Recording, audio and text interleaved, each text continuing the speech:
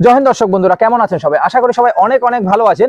বন্ধুরা, শূন্য খরচে মাছ চাষ, আজকে আমরা আলোচনা করব শূন্য খরচে মাছ চাষ, সাথে সাথে পশ্চিমবঙ্গে মাছ চাষের পরিস্থিতি, এইসব বিষয়গুলো নিয়ে সম্পূর্ণ বিস্তারিত থাকবে ভিডিওর মাধ্যমে। তাই ভিডিওটি সম্পূর্ণ অবশ্যই দেখবেন। পশ্চিমবঙ্গে মাছ চাষ কিন্তু অনেক ব্যাপক পরিসরে হয়ে থাকে এবং এই জন্যই আমাদের পশ্চিমবঙ্গকে বলা হয় মাছে ভাতে বাঙালি। নমস্কার ম্যাডাম। নমস্কার। কেমন আছেন আপনি? ভালো আছি। আচ্ছা, আপনি তো আমার চ্যানেলে এই প্রথমবার। আচ্ছা, আমার যারা দর্শক রয়েছে, সাবস্ক্রাইবার রয়েছে, ভিউয়ার্স রয়েছে, তাদেরকে যদি আপনার পরিচয়টা একটু দিতেন। নমস্কার বন্ধুরা, আমি মধুমিতা ঘোষ, জেটিও ফিশারি মানে junior technical officer fishery, WBCADC Haringhata project. তো আমি এই প্রজেক্টে আজ গত 4 থেকে 5 বছর ধরে আছি। মৎস্য দপ্তরের আধিকারিক হিসাবে আমি কাজ করছি। বর্তমানে কতগুলো রয়েছে এখন আপনার আন্ডারে পশ্চিমবঙ্গে ফার্ম? আমার এখন কম করে হলেও 10-12টা ফার্ম আছে এবং সব অনেক বড় বড় জলা। আচ্ছা আচ্ছা, আগে গিয়ে ম্যাডামের থেকে আরো অনেক কিছু জানবো। আমরা যদি মাছ চাষ করি সেটাকে কি করে স্বল্প খরচায়, একেবারে শূন্য খরচায়, মানে যত খরচা কম করা যায় চাষিদের, ততটা কিন্তু বেশি লাভ হয়। আমরা কি করে শূন্য খরচে মাছ চাষ শুরু করতে পারি? সত্যি কথা বলতে আমি এইটাই বেশিরভাগ করি, কারণ আমার যেসব চাষিরা থাকে অনেক গরিব চাষি থাকে এবং তারা একদমই ইনভেস্ট করতে চায় না ফার্স্ট টাইমে। শূন্য খরচে একটা মানে মিনিমাম খরচে কত টাকা করা যায়? খরচে একটা ভালো টাকা প্রফিট পাওয়া যায় আমাদের পুকুর থেকে, কিন্তু অনেকে কি হয় সেটা ঠিকঠাক ভাবে না করার জন্য, আচ্ছা আচ্ছা আচ্ছা, ঠিক ওয়েতে না করার জন্য বা তার পরিমাপটা না জানার জন্য কিন্তু চাষিরা ফেলিওর হয় থাকে।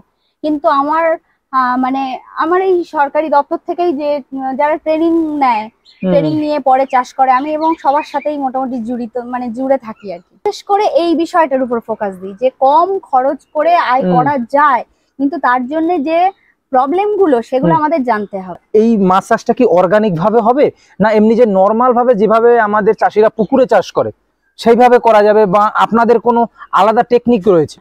প্রথমত 2 ভাবে চাষ করা যায়।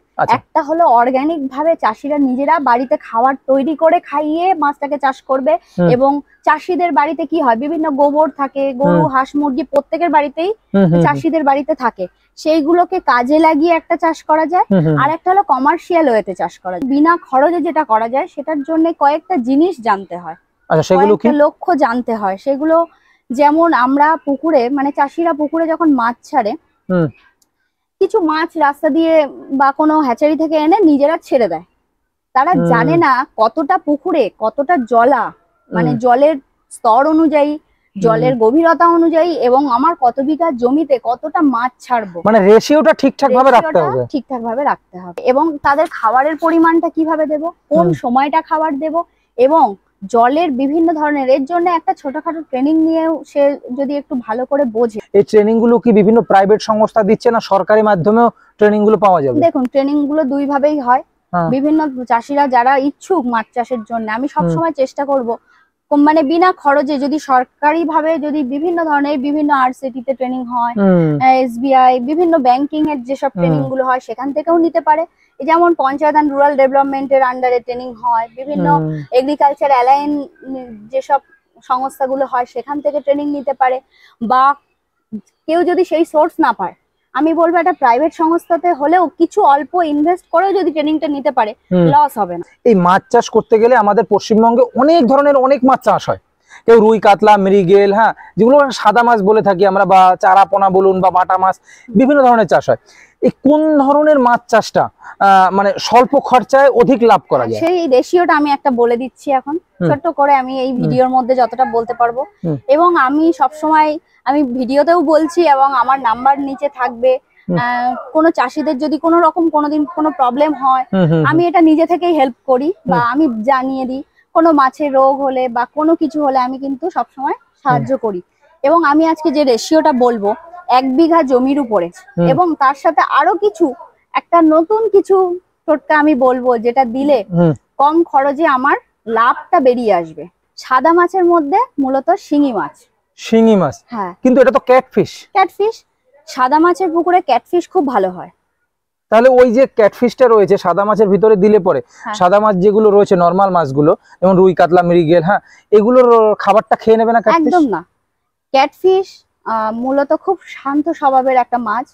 ক্যাটফিশ একদম নিচের বটম লেয়ারের খাবার খায়, এবং ক্যাটফিশ পচা ডেট্রিটাস খাবার, মানে একদম পচা গলা সবাই বাদ দিয়ে যেগুলো ফেলবে, এবং মাছের যে পটিগুলো একদম নিচে পড়ছে, পটির মধ্যে যদি কোনো আধ হজম খাওয়ার কিছু থাকে যেটা পড়ছে, পুরো ওইটাই ও খাবে, এবং ওই লেয়ারের যে প্লাঙ্কটন গুলো সেইগুলো ও খাবে। 1 বিঘা জায়গাতে আপনার কতটা সাদা মাছ ছাড়া যাবে? হ্যাঁ, 1 বিঘা জলাতে মোটামুটি এই রেশিওটা মেনটেন করলে কিন্তু ওই যে কম প্রফিট, আমি পুরোটাই বলে দিচ্ছি। যেমন 1 বিঘা জলাতে উপরে লেয়ার, আর অনেক সময় চাষিরা কি করে, কাতলা মাছের বেশি দাম, বেশি করে বিগ হেড মাছ ফেলে দেয়, কাতলা মাছ ফেলে দেয়, বা উপরের লেয়ারের যে মাছটা ফেলে দেয়। এতে কি হয়, জলের যে প্লাঙ্কটন কণাগুলো উপরের লেয়ারটা যখন বেশি পরিমাণে খেয়ে নেবে না, তখন জলের যে সমতা থাকে, অন্যান্য প্লাঙ্কটনের যে সমতা, সেইটা কিন্তু নষ্ট হতে থাকে। আচ্ছা, তাতে কি হয়, নিচের যে দুটো লেয়ারের সমতা নষ্ট হয়, তাতে কি হয়, নিচের প্লাঙ্কটন গুলো কিন্তু কমে যায়। কমে যাওয়ার ফলে কি হয়, উপরের মাছটা খুব ভালো হচ্ছে কিন্তু রুই ভালো হচ্ছে না, কাতলা মানে মৃগেল ভালো হচ্ছে না, বাটা ভালো হচ্ছে না। এই জন্য কিন্তু আরো বেশি হতাশা হয়ে যায়, কি ব্যাপার, আমার এই পুকুরটায় মনে অন্য কোনো মাছ হবে না। সেটা নয়, সেই জন্য জলের লেয়ারটা মেনটেন করার জন্য, লেয়ারের প্লাঙ্কটন কণাগুলো মেনটেন করার জন্য আমি একটা রেশিও বলবো, সেইভাবে যদি করে থাকে, লেয়ারের সাথে সাথে কিন্তু আমি ওই পুকুরটা থেকে প্রফিট তুলতে পারবো। আচ্ছা, কতটা মাছ ছাড়া যেতে পারে? মোটামুটি কাতলা 50 পিস ছাড়তে পারবে। মাত্র 50 পিস? একদম। তারপরে তো আসবেন, আমি কেন 50 পিস ছাড়তে বল, তারপরে আমি মৃগেল রুই ছাড়বো 250। এটা বিজ্ঞান ভিত্তিক মাছ চাষ, এক কথায় বিজ্ঞান ভিত্তিক মাছ চাষে আমাদের 3 ধরনের পুকুর বলা হয়, আতুর পুকুর, একটা লালন পুকুর, একটা হলো মজুদ পুকুর। আমি কিন্তু এই মজুদ পুকুরের কথা বলছি। আচ্ছা, এখান থেকে কিন্তু আমি বড় মাছটা তুলবো, ঠিক আছে, 2.5 কেজি 3 কেজির মাছটা আমি এখান থেকে তুলবো। আচ্ছা আচ্ছা আচ্ছা। তো সেক্ষেত্রে আমি মাপটা বলছি, 100 থেকে 150 গ্রাম পার বডি ওয়েটের আমি 50 পিস কাতলা ছাড়বো। আমি রুই ছাড়বো 200 থেকে 250 পিস। আচ্ছা আচ্ছা আচ্ছা আচ্ছা, সেটা কত সাইজের? একই সাইজের, মানে 100 থেকে 150 গ্রাম। হ্যাঁ হ্যাঁ, রুইটা আরেকটু ছোট হলেও 100 গ্রাম হলেও চলবে। তারপরে আমি মৃগেল ছাড়বো, আমি 100 পিস মৃগেল ছাড়বো, এবং বাটা ছাড়বো আমি ওই 1000 লাইনের যদি বাটা হয়, আমি 1000 লাইনের বাটা ছেড়ে দেবো, ওখানে 2-3 হাজার বাটা ছেড়ে দেবো। 1000 লাইন বলতে 1 কেজিতে 1000? একদম। এইবার যে কালচারটা, আমার মেইন যে কালচারটা, সেটা হলো কিন্তু শিঙি কালচার হবে। শিঙি আমি 10,000 শিঙি ছাড়বো। 10,000? 10,000 1 বিঘাতে? 1 বিঘাতে। আচ্ছা ম্যাডাম, এই যে মাছগুলোর কথা আপনি বললেন, এগুলো কি একবারেই ছাড়া যাবে পুকুরে? একদম, এই মাছগুলো একবারেই মজুত করতে হবে, ঠিক আছে, কিন্তু বাটা মাছটা সব মাছগুলো ছাড়ার মিনিমাম 1 থেকে 1.5 মাস পরে বাটাটা ছাড়বো আমি। এইবার আসি একটু খরচার প্রসঙ্গে। আপনি কিন্তু প্রথমে বলেছিলেন শূন্য খরচে। একদম। আচ্ছা, এইবারে আমি এই যে মাছটার রেশিওটা বললাম, 1 বিঘা পুকুরে আমার কতটুকু আন্দাজ প্রত্যেকদিন খাবার দিতে হবে? পুকুরে আমি যে খাবারটা দেব, সেটা হলো প্রথমত এই পুকুরে খাবারটা যাবে মূলত কি, ঘরোয়া পদ্ধতিতে খাবার যেটা তৈরি হবে সেটা। সেই ঘরোয়া পদ্ধতিতে খাওয়াটা কি, যেমন সর্ষা খোলটাকে পচিয়ে মিনিমাম 3 দিন পচাতে হবে সর্ষা খোলটা। 3 দিন সর্ষা খোলটা পচানোর পরে তার সাথে একটু চালের তুষ বা গমের তুষ, সেটা ওর সাথে মিশাতে হবে। মিশিয়ে তার সাথে যদি একটু অল্প পরিমাণ কিছু লবণ, 200-250 গ্রাম লবণ খাবারটার মধ্যে ভালো করে মিশিয়ে দেওয়া যায়। মিশিয়ে দেওয়ার পরে এই খাবারটা 2 থেকে 3 জায়গায় বস্তা করে বেঁধে দিতে হবে। আচ্ছা আচ্ছা, ঠিক আছে, বস্তা করে বেঁধে দেবো। এটা কি করে, মাছের বডি ওয়েটের 3% হারে পার ডে খাবার দিলেই হয়।